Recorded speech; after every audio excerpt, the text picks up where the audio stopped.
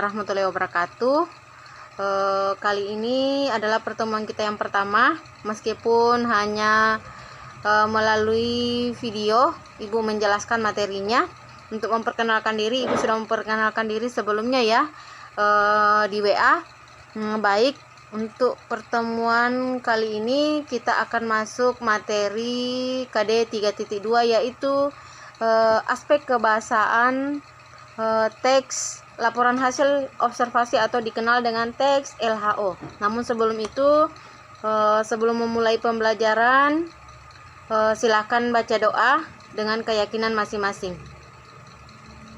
Berdoa dimulai.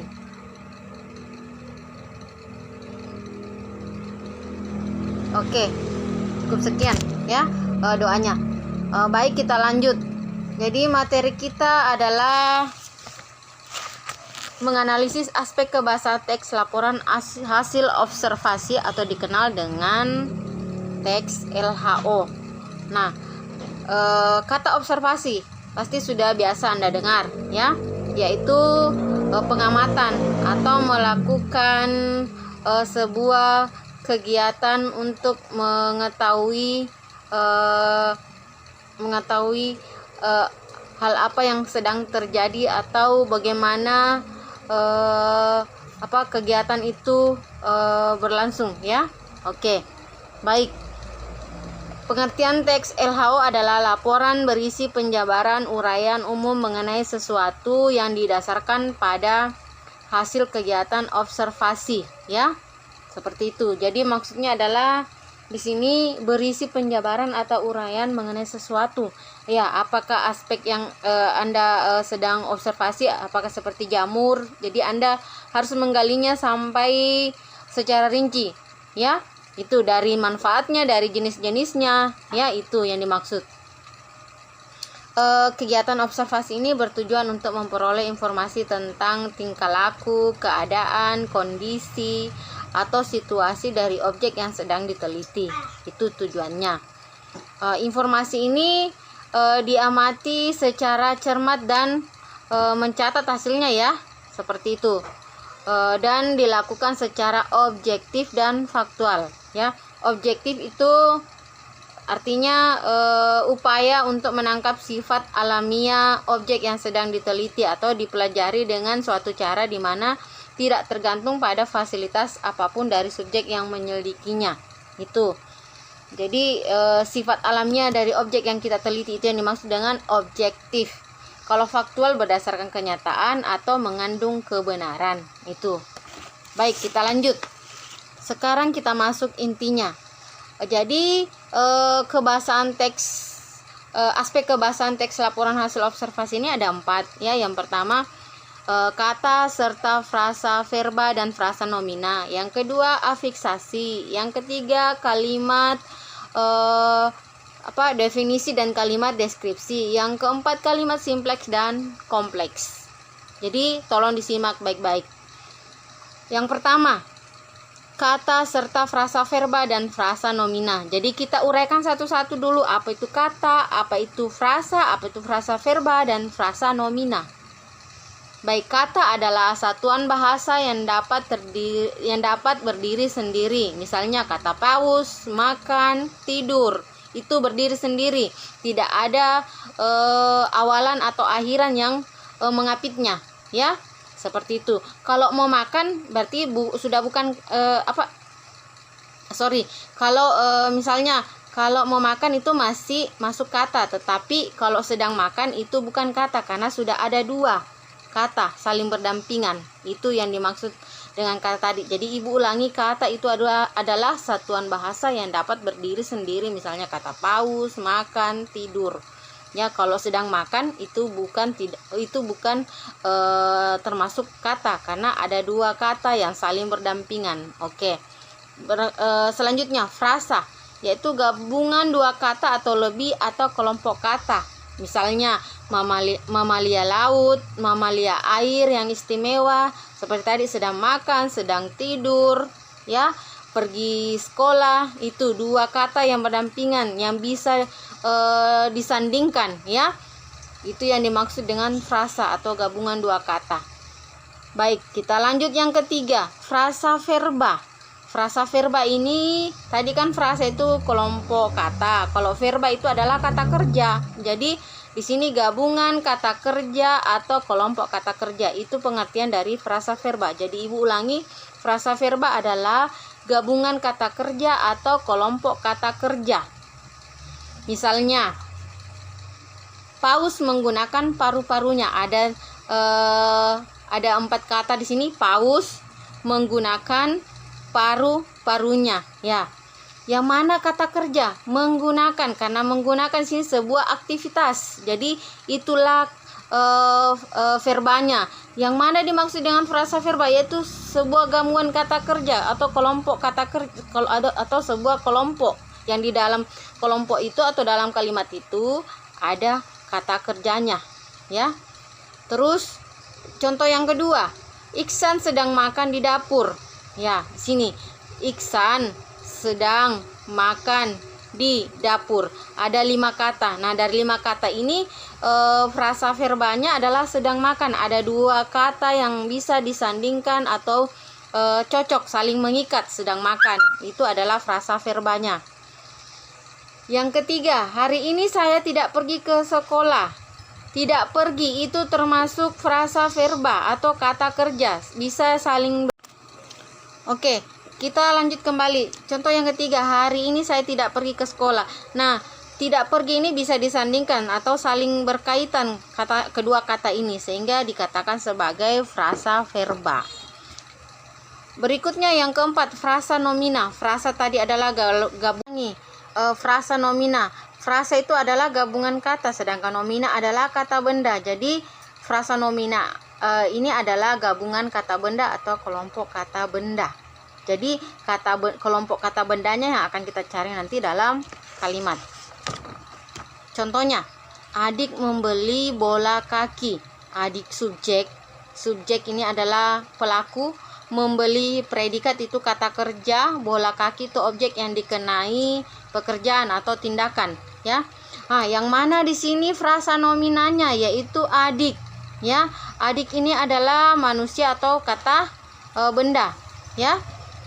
Adik ini adalah, Ibu ulangi kembali, adik ini adalah manusia. Manusia adalah kata benda, ya. Terus yang kedua, rambut keriting paman dipotong. Rambut keriting paman subjek, dipotong itu adalah kata kerja atau predikat. Yang mana frasa nominanya, yaitu rambut keriting. Rambut ini adalah benda, ya. Sehingga dikatakan sebagai frasa nomina. Baik, kita lanjut. Afiksasi. Afiksasi ini adalah pengimbuhan, apakah di awal, sisipan, akhiran, atau awalan dengan akhiran. Contohnya, kalau awalan itu disebut dengan prefiks. Seperti kata menulis. Kata menulis ini mendapatkan awalan me, ya. Dari kata dasar tulis mendapatkan awalan me sehingga menjadi menulis, itu awalan atau prefiks. Itu yang disebut dengan afiksasi prefiks atau awalan. Yang berikutnya, infiks atau sisipan. Yang mana infiks atau sisipan berarti di sini terselip di tengah kata. Misalnya, L. Telunjuk gadis itu luka tergores pisau. Ada kata telunjuk, ada kata L di dalamnya, ya. Sehingga dia sebagai sisipan atau infiks, ya. Kenapa termasuk? Karena sebenarnya telunjuk itu adalah tunjuk, ya. Sehingga ada kata sisipan di dalamnya sehingga kata tunjuk berubah menjadi telunjuk. Itu sisipannya adalah L, seperti itu. Baik, itu contohnya. Berikutnya kita sufiks atau akhiran. Misalnya, akhiran an. Seluruh daratan Eropa sudah dikuasai tentara sekutu. Ada kata daratan tadi, Ibu sebutkan. Kata daratan ini kata dasarnya darat, mendapatkan akhiran an. Seperti itu. Itu yang dimaksud dengan afiksasi sufiks atau akhiran. Berikutnya, konfiks atau gabungan awalan dengan akhiran. Berarti ada awalannya, ada akhirannya. Seperti kenakalan. Kata kenakalan kata dasarnya nakal, mendapatkan awalan ke dengan an, sehingga nakal ini berubah menjadi kenakalan. seperti itu. Baik, yang ketiga, kalimat definisi dengan kalimat deskripsi. Jadi tolong dibedakan mana deskripsi, mana definisi, ya. Yang pertama, kalimat definisi adalah kalimat yang menjelaskan secara umum, ya. Contohnya, paus adalah satu dari sekian banyak mamalia air yang istimewa. Nah, di sini digambarkan paus itu seperti apa? Secara umum digambarkan paus seperti apa, tidak secara rinci, ya. Itu yang dikatakan sebagai kalimat definisi. Contoh lain, nenek adalah panggilan untuk ibu dari orang tua kita. Nah, di sini sudah digambarkan secara umum. Nenek itu apa sih, ya? Seperti itu. Contoh lagi, DKI Jakarta adalah ibu kota Indonesia. Nah, ini menggambarkan secara umum, ya, bahwa DKI itu adalah ibu kota negara kita, yaitu Indonesia. Seperti itu. Ini yang dimaksud dengan kalimat definisi, menggambarkan secara umum. Lanjut, kalimat deskripsi, yaitu kumpulan kata-kata yang membentuk kalimat dan memiliki isi sebuah pemaparan atau penggambaran dengan kata-kata secara jelas dan terperinci, atau menggambarkan objek secara rinci. Itu adalah deskripsi. Contohnya, pohon bambu panjangnya dapat mencapai hingga 50 meter. Ini menggambarkan. Jadi tanpa kita lihat, dengan bahasa seperti ini yang kita dengar, akan kita bayangkan. Itulah yang dikatakan sebagai deskripsi. Penyanyi itu bersuara merdu dan berparas cantik. Bisa kita bayangkan meskipun tidak kita lihat. Itu adalah deskripsi, menggambarkan secara rinci objeknya, ya. Yang keempat, kalimat simpleks dan kalimat kompleksnya. Ini agak sulit, jadi tolong diperhatikan, ya. Yang sebelum saya masuk di penjelasan simpleks dan kompleks, kalian harus tahu apa itu subjek, predikat, objek, keterangan, pelengkap, ya. Jadi unsur-unsur kalimat itu ada 5, ya. Subjek, predikat, objek, keterangan, dan pelengkap, ya. Subjek itu pelaku yang melakukan perbuatan, kegiatan seperti tindakan atau aktivitas tertentu, ya. Subjek ini bisa berupa benda, nama orang, binatang, tumbuhan, itu. Terus predikat atau disingkat P, ya. Tindakan atau kegiatan yang sedang dilakukan oleh subjek berarti setelah subjek baru predikat, karena ini berupa tindakan yang dilakukan oleh subjek tadi, ya. Terus objek, sesuatu yang dikenai tindakan oleh subjek, berarti objek ini posisinya setelah predikat, ya. Artinya dia dikenai dari tindakan tadi, ya. Terus keterangan. Keterangan ini ada keterangan tempat, keterangan cara, keterangan waktu, ya. Keterangan menjelaskan bagaimana, di mana, atau kapan peristiwa yang dinyatakan dalam kalimat tersebut, ya. Itu. Pelengkap fungsinya seperti objek tetapi tidak bisa diubah menjadi subjek pada kalimat pasif. Artinya dia hampir sama dengan objek tetapi dia tidak bisa diubah menjadi kalimat pasif.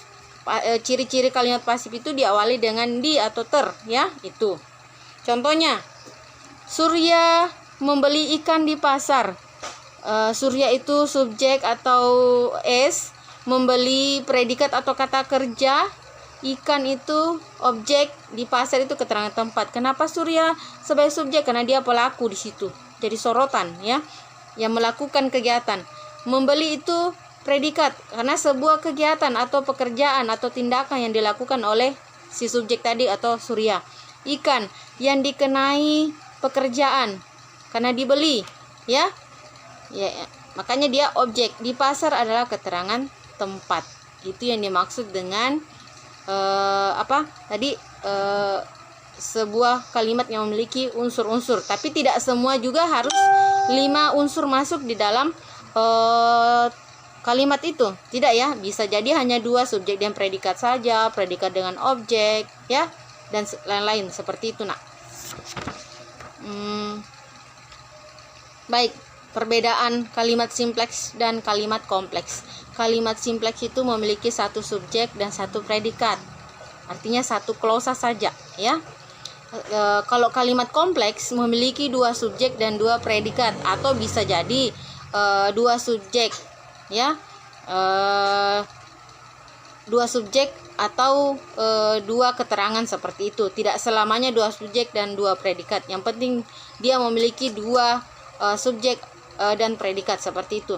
Yang kedua, tidak menggunakan konjungsi dan tanda koma.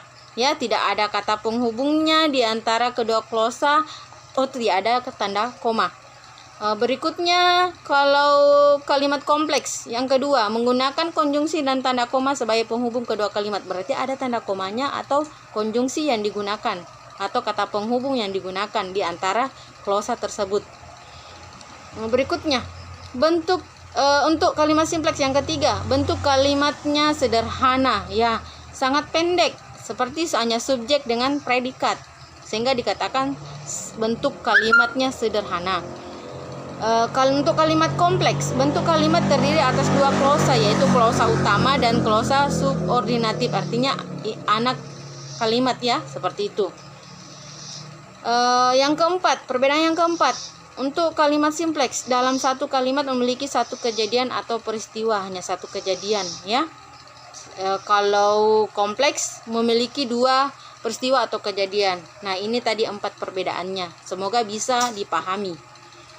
Baik, Ibu masuk pada kalimat simpleks. Tapi sebelum itu Ibu jelaskan dulu sedikit. Di sini nanti akan kalian temukan KP. Apa itu KP? KP itu adalah kata penghubung atau konjungsi. Klosa, yang mana itu klosa? Klosa itu minimal memiliki dua unsur atau lebih, ya, memiliki dua unsur atau lebih. Nah, seperti subjek, predikat, itu dua, ya, subjek dan predikat berarti dua unsur. Predikat dengan objek berarti itu dua unsur. Predikat dengan keterangan berarti dua unsur. Tapi itu minimal dua unsur, ya, minimal dua unsur. Tapi bisa lebih dari dua unsur, ya, tidak mutlak harus dua. Tapi kalau satu tidak bisa dikatakan sebagai klosa, ya. Baik, kita masuk kalimat simpleks. Kalimat simpleks adalah kalimat tunggal yang hanya terdiri dari satu subjek dan satu predikat. Dengan kata lain, kalimat simpleks merupakan kalimat yang hanya terdiri dari satu klausa, ya. Klausa tadi ingat minimal memiliki dua unsur, ya, minimal memiliki dua unsur atau bisa lebih, ya. Misalnya, Rani melihat alam. Rani subjek, melihat predikat atau kata kerja, alam objek, ada 3 unsur. Berarti dia termasuk simpleks karena hanya satu klausa, satu subjeknya, satu predikatnya, dan satu objeknya, ya. Itu yang dimaksud dengan simpleks. Contoh kedua, kami berangkat pagi. Kami subjek, berangkat predikat atau kata kerja, pagi keterangan waktu, ada 3 unsur, ya. Tadi kan klausa minimal 2 unsur. Ya, inilah dimaksud dengan kalimat simpleks karena hanya memiliki satu klausa, satu subjeknya, satu predikatnya, dan hanya satu keterangan waktunya. Seperti itu. Bisa dipahami? Semoga, ya. Baik. Kita masuk yang terakhir, kalimat kompleks. Kalimat kompleks adalah kalimat yang memiliki dua pola atau dua predikat atau kata kerja utama.